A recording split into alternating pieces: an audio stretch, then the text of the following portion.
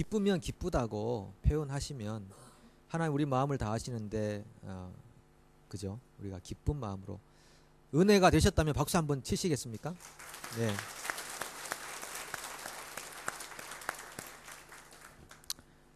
영광은 하나님 받으시는데 왜 사람에게 박수 치나 그러지 마시고요. 하나님이 그것 때문에 화내시겠습니까? 참 귀한 찬양 감사드립니다. 여러분 예수를 믿는 삶 안에는 은혜와 평강이 있습니다. 은혜는 복음의 시초이고 평강은 복음의 열매입니다. 분명 우리가 예수를 믿고 사는 삶 안에는 특별한 복이 있습니다. 그것이 은혜가 있는 것이고 평강이 있는 것이죠. 은혜와 평강을 그 강도를 느끼는 체험의 강도, 그것은 사람마다 다를 수가 있습니다. 어떤 분은 은혜와 평강을 아주 충만하게 풍성하게 경험하는 사람이 있고 어떤 분은 아주 빈약하게 경험하는 사람들이 있습니다. 어떤 차이, 무슨 이유 때문에 그런 차이를 가져오게 될까요? 한 가지 분명히 말씀드릴 수 있는 것은 이 강도는 고난과 깊은 관계가 있습니다. 고난을 경험하면 할수록 은혜와 평강의 강도는 세집니다. 고난이 약할수록 그 강도도 약해집니다. 우리가 얼핏 생각하면 고난은 참 어렵고 힘든 일인데 은혜와 평강을 갉아먹지 않을까 생각합니다. 그러나 그렇지 않습니다. 은혜와 평강은 우리가 받는 고난과 비례하여 주어진다는 사실이죠. 왜냐하면은 우리가 보는 이 세상은 진리가 아니기 때문입니다. 그리고 이 세상은 진리를 온전히 세상에 투영해 줄 수 있는 그런 세상이 아니라 왜곡된 세상이기 때문입니다. 우리 중 누구도 고난이나 환난을 좋아할 사람은 아무도 없습니다. 고난에는 크게 두 종류가 있는데요. 내가 의도하지 않게 받는 상황적으로 환경적으로 받는 고난이 있고 두 번째는 내가 스스로 선택하는 고난이 있습니다. 예를 들면 살다 보니까 사고를 당하거나 질병을 또 경험하거나 실패하거나 갑작스러운 죽음을 당하거나 여러 가지 고난들의 모습이 있습니다. 우리가 의도하지 않은 고난들이 있습니다. 또 하나는 우리가 신앙 양심상 하나님의 백성으로 살아가면서 불의와 타협하지 않기 위해 올바른 길을 선택하다가 당하는 손해나 아픔과 같은 그런 고난, 우리가 자처하는 고난들이 있습니다. 예수님께서도 좁은 길로 가라고 말씀하셨습니다. 좁은 길, 많은 사람이 찾지 않는 좁고 협착한 길입니다. 그러나 그 좁은 길로 가는 사람들만이 누릴 수 있는 은혜와 평강이 있다는 것입니다. 초대 기독교 크리스찬들이 거대한 로마의 압제하에서 얼마나 많은 고난과 고초를 당했습니까? 그런데 그 고난에 비례하여 그들에게는 어마어마한 은혜와 평강이 그 심령을 차지하고 있었습니다. 그 이후 로마가 200년간 팍스 로마나를 실현하면서 나중에 기독교를 공인한 후에 크리스찬들에게 고난은 사라졌지만 그 또한 은혜와 평강의 강도도 굉장히 약해져 버렸습니다. 지금 루스드라에 도착했던 바울과 바나바는 자신을 섬기려고 하는 사람들에게 복음을 전했습니다. 그래서 뭔가 이 루스드라에서의 새로운 영적 부흥이 일어날 것 같은 느낌이 있었는데 그 전에 방문했던 안디옥과 이고니온에서 많은 유대인들이 이 바울을 잡으러 왔습니다. 145km 서울에서 대전까지 거리 되는 그 굉장히 먼 거리를 한 사람을 죽이기 위해서 달려왔습니다. 사람들을 선동해서 바울에게 돌을 던지게 만들었습니다. 돌을 열심히 던졌습니다. 바울이 이리 맞고 저리 맞고 나중에 고린도 후서 말씀 보면은 바울이 돌에 맞아 죽을 뻔했다. 이렇게 표현하고 있습니다. 그가 받은 고난의 흔적들을 설명하는 가운데 그 기사가 나오는데 바로 여기서의 사건을 말하는 것입니다. 사람들이 바울이 죽었다 생각하고 그 시체를 끌어다가 성 밖으로 던져버렸습니다. 바울은 거의 죽었습니다. 확실히 모르겠습니다. 죽었다가 살아난 건지 아니면 거의 죽었다가 회복된 건지 잘 모르겠지만 이것은 기적인데, 제자들이 바울을 둘러서서 있을 때 바울이 일어나서 다시 성 안으로 들어갔다고 그랬습니다. 죽지 않았고 거의 죽었다 할지라도 그 엄청난 심한 육체적 상처를 받은 사람이 다시 벌떡 일어나서 성으로 들어갈 수 있었다는 것은 주님의 능력이 아니고는 할 수 없었던 일이었습니다. 사도들은 죽고 싶어도 죽을 수가 없습니다. 그에게 주어진 사명이 끝나지 않는 한 그는 죽을 수가 없는 것이죠. 저는 하나님께서 특별히 이 시간에 사도 바울을 다시 일으켜 주셨다. 혹 죽었다 할지라도 살려주셨을 것이고 거의 죽었다 할지라도 회복시켜 주셨다고 그렇게 믿고 있습니다. 여러분, 우리가 죽는 것도 쉽지 않습니다. 죽는 것도 쉽지 않습니다. 그리스도 예수를 주로 고백하는 하나님의 진정한 백성들이라면은 살 때까지 살게 되어 있습니다. 혹시 내일 죽을까 봐 두려워하는 분들 계십니까?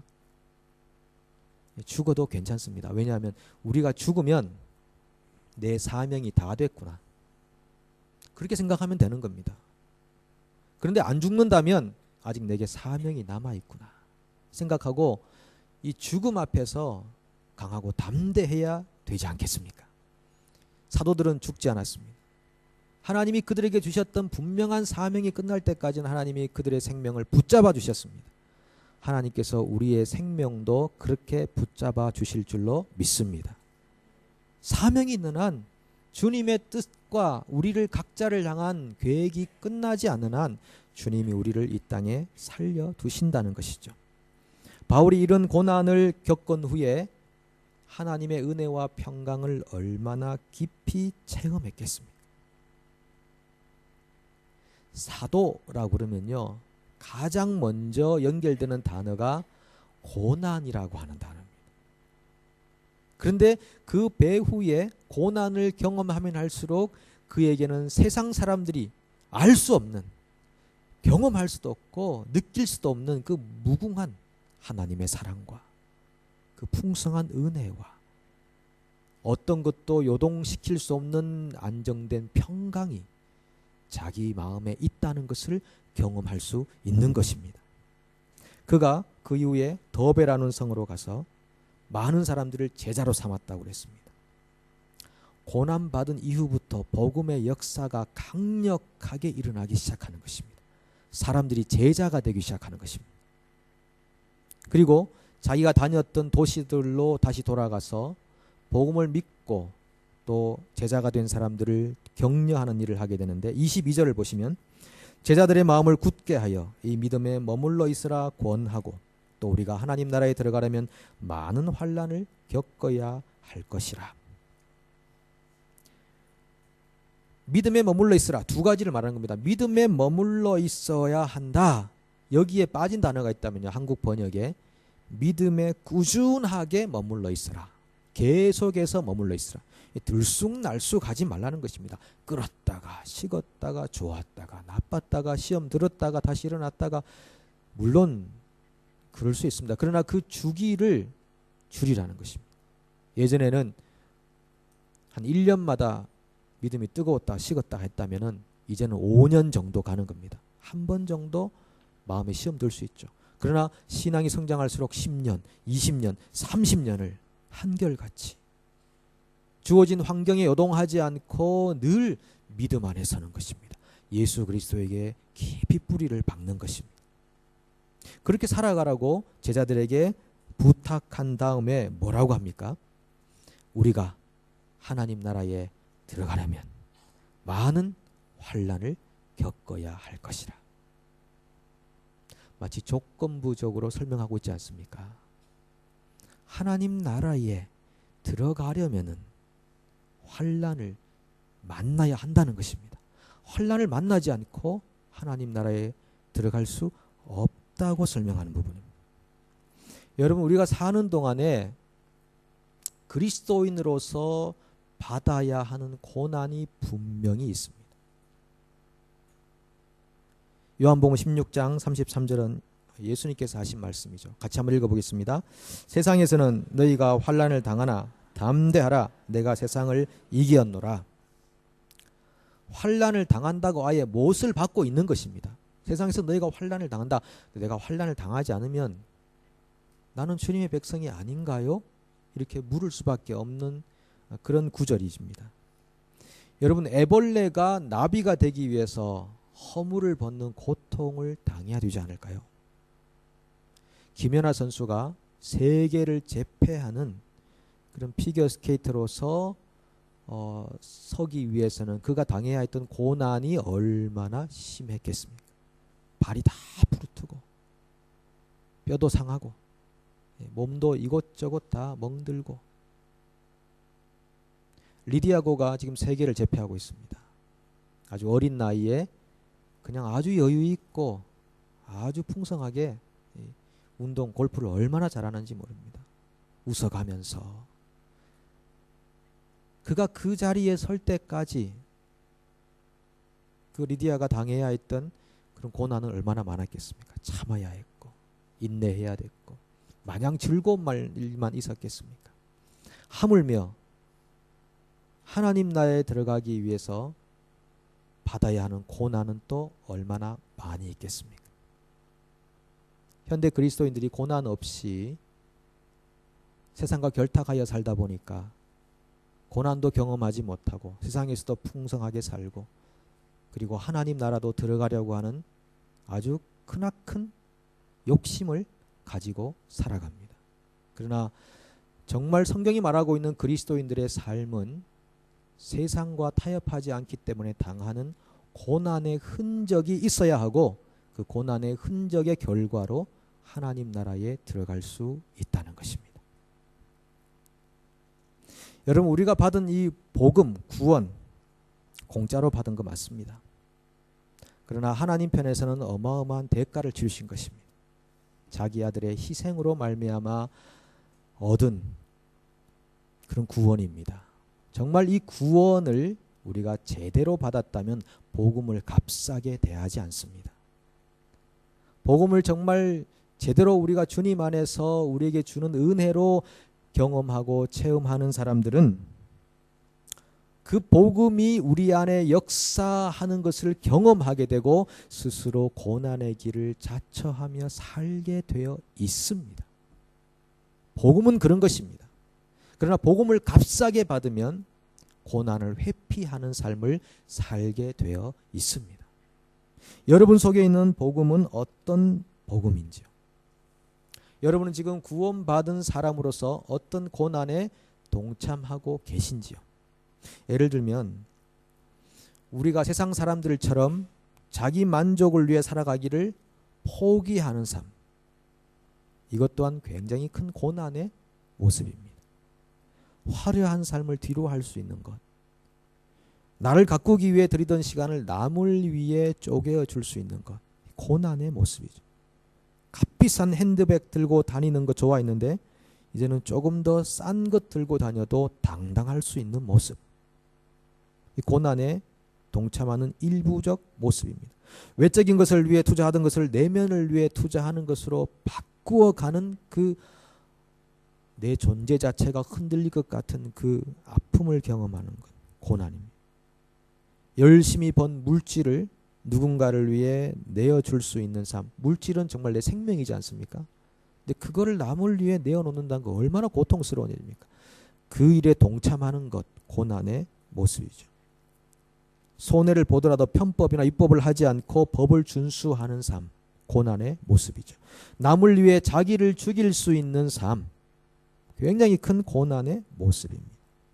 남의 명예를 지켜주기 위해 자신의 명예를 내어놓는 삶, 굉장히 큰 고난의 모습입니다. 여러분, 그렇게 살아가면 힘들고 슬프지 않을까요? 내게 왜 이런 많은 것을 요구하십니까? 그럴 수 있지 않을까요? 그런데 성경은 우리에게 분명하게 말씀합니다. 그 고난의 삶 안에 세상이 줄 수 없는 기쁨이 있다고 합니다. 데살로니가전서 1장 6절에 보면 또 너희는 많은 환난 가운데서 성령의 기쁨으로 말씀을 받아 우리와 주를 본받은 자가 되었으니. 환난이 있는데 그러나 그 환난과 동시에 기쁨이 있다. 여러분 그런 기쁨을 맛보셨습니까? 내가 남 위에 올라서서 누리는 그 기쁨 말고 나를 죽여서 얻는 기쁨, 그 기쁨을 맛보셨습니까? 그것이 정말 복음이 우리 속에 주는 참된 살아있는 기쁨이라는 것입니다. 우리가 특별히 고난 중에 있을 때 놀라운 업적을 이룬 일들이 참 많이 있습니다. 왜냐하면 이 복음은 이 고난 속에서 왕성하게 더 역사하기 때문에 그렇고 이 고난 안에서 실제 세상을 경험하기 때문에 그렇습니다. 존 버녀는 철로 역정을 썼습니다. 성경 다음으로 많이 읽히는 책입니다. 베스트셀러, 스테디셀러. 이 철로 역정을 어디서 썼습니까? 감옥 안에서 썼습니다. 신앙을 굽히지 않고 고수하다가 정치적인 압력 때문에 감옥에 갇혀 있고 그러면서 그 감옥 속에서 영감을 받아서 철로 역정이라고 하는 위대한 작품을 만들 수 있었습니다. 밀턴은 맹인이었는데 신라권이라고 하는 또 놀라운 작품을 하나님 나라를 보여줄 수 있는 작품을 쓸 수가 있었습니다. 종교개혁자 칼빈은 어떻습니까? 걸어다니는 종합병동이었습니다. 몸 어디 하나 성 한 대가 없었습니다. 온몸이 다 만신창이 되는 그런 질병의 고통 속에서도 그런 종교개혁이라고 하는 엄청난 이 과업을 이루어낼 수가 있었습니다. 왜냐하면 그 고난의 현장에서 세상이 줄 수 없는 에너지가 하나님의 은혜의 복음 안에서 성령을 통해 그 사람에게 주어지기 때문인 것입니다. 여러분 어떤 고난 가운데 있으신지요? 어떤 손해를 보셨습니까? 어떤 억울함이 있으십니까? 어떤 아픔이 여러분 가운데 있습니까? 환경적으로 주어졌던 내가 자처했던 어떤 고난의 걸음 속에 계십니까? 그렇다면 그 고난이 여러분들에게 있다면 이렇게 해야 됩니다. 어떻게 해요? 성경을 보시면 이렇게 말씀합니다. 고린도후서 12장 12절 우리 같이 한번 읽어보겠습니다. 사도의 표가 된 것은 내가 너희 가운데서 모든 참음과 표적과 기사와 능력을 행한 것이라. 사도 바울이 내가 사도인 사인이 뭔 줄 아느냐라고 하는 것입니다. 내가 사도인 사인, 표적을 일으키고 기적과 기사를 일으켰다. 그렇죠? 근데 가장 먼저 나오는 게 뭡니까? 모든 참음과라고 합니다. 이것은 참음이라는 것이 하나의 사인이란 말이 아니고 원래는 표적과 기적과 기사를 일으키는데 이 모든 것을 내가 참음으로써 경험할 수 있었다. 그런 말입니다. 참음이라는 것이 사도의 인생의 베이스가 되었다는 것입니다. 그 참음 가운데서 이런 표적과 기사가 일어날 수 있었다라고 설명하고 있는 부분입니다. 여러분 그런 고난 가운데 있다면 인내해 보십시오. 우리에게 필요한 것은 인내입니다. 말이 쉽지 사실 인내가 쉽지 않은 일입니다. 그러나 하나님의 말씀에 대한 신뢰를 가지고 인내해 보십시오. 반드시 하나님께서 허락하시는 열매가 있을 것입니다. 그런데 그런 참음 가운데서 어떤 일이 일어나는가 하면요. 디모데후서 2장 11절과 12절을 보시면 참을 때 일어나는 일입니다. 함께 보시겠습니다.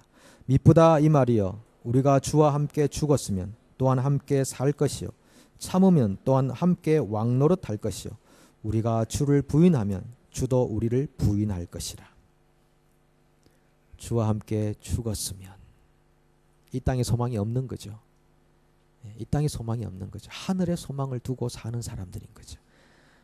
그렇다면 이 땅의 것 때문에 울고 웃는 일은 적어질 것 같습니다. 그 다음에 주와 함께 죽었으면 주와 함께 살 텐데 그 다음에 우리에게 제시하고 있는 것이 참으면. 이 참으면을 영어 성경에서는 어떤 성경에서는 suffer로 되어 있습니다. 고통 가운데 견디고 있으면 왕노릇할 것이요. 함께 왕노릇할 것이요. 참는 사람이 왕이 된다는 것입니다. 참을 때 누리는 그 왕으로서의 그 풍성함이 있다는 것입니다. 이것은 참아보지 않은 사람은 경험하지 못하는 일이라는 것입니다. 여러분 워치만 리라고 하는 복음 전도자를 들어보셨을 것입니다. 어떤 부분에서는 또 뭐 이단적 요소가 있다고 하기도 하고 어떤 부분에서는 아니다라고 하기도 하고 하는데 그 내용을 떠나서 제가 보는 견지에서 워치만리는 굉장한 복음 전도자라고 생각합니다. 이분은 30세, 중국의 복음 전도자인데요. 30세를 넘기지 못하고 죽을 것이라는 의사의 진단을 받고 하나님께 매달려 기도했습니다. 하나님, 제가 이대로 가야 됩니까? 기도하던 중에 어느 날 밤 신기한 꿈을 꾸게 됩니다. 꿈에 배를 타고 양자강을 거슬러 올라가는데 한가운데쯤 이르렀을 때 그냥 배가 바위에 걸려버리고 말았습니다. 앞으로 전진할 수가 없는 것입니다. 하나님, 이 배가 지나가게 도와주십시오. 이렇게 기도했습니다. 그때 하나님께서 이런 말씀을 주십니다. 그 바위를 옮겨줄까? 아니면 물이 불어서 배가 지나가게 해줄까? 물이 불어서 배가 지나가게 해주십시오 라고 기도했고 물이 불어났고 그 배는 앞으로 전진할 수가 있었습니다. 꿈에서 깨어난 다음에 그는 알 수 있었습니다. 하나님께서 내 심장병과 폐병을 고쳐주실 수도 있고 아니면 그대로 두시면서 내게 은혜를 넘치게 주셔서 극복하게 하실 수도 있다는 말씀이구나. 그리고 그가 기도했습니다. 하나님, 제가 폐병과 심장병을 그대로 가지고도 더 큰 일을 할 수 있다면 오히려 낫는 것보다 그것을 택하겠습니다. 그래서 그는 평생 병으로 고생했습니다. 누가 보면 저 사람에게 하나님의 능력이 있나라고 할 정도로 평생 고생했습니다. 그런데 하나님의 은혜를 충만하게 그 질병 가운데서 공급받았습니다. 그리고 중국 전역에, 전 세계에 이 복음의 영향력을 미치는 하나님의 사람으로 평생 살다가 69세에 세상을 떠났습니다. 그도 이제 사명이 다한 것입니다. 하나님이 그를 향해 가지셨던 사명이 끝이 나서 하나님이 그를 데리고 가신 것입니다. 사랑하는 여러분, 우리가 이 땅을 사는 동안 얼마나 편안하게 이 땅을 살 것이냐, 절대로 중요한 것이 아닙니다. 편안하지 않다고 불평하지 마십시오. 이 세상은 우리에게 손짓합니다. 여기에 편안한 길이 있다. 이제 고생 끝이다. 이것만 하면 고생 끝이다. 불의에 대해 잠시만 눈 감으면 모든 것이 내게 좋아진다. 순간순간 우리에게 손짓하고 있는 세상을 직시하십시오. 이건 속임수입니다. 그런 삶에는 기쁨도 은혜도 평강도 없습니다. 오늘 우리 주님이 가신 십자가의 길을 우리는 오늘도 따라가야 됩니다. 하나님 나라에 들어가려면 많은 고난을 겪어야 할 것이라. 여러분, 사는 동안 주어진 고난을 정말 힘든 일이지만 끌어안으십시오. 그리고 그 고난 속에서 하나님께서 예비해 두신 그 깊은 은혜와 누구도 흔들 수 없는 완전한 평강을 경험하시고 그 경험으로 인해서 기쁨이 충만한 하나님의 백성으로 인생을 살아가십시오. 오늘 우리가 주님의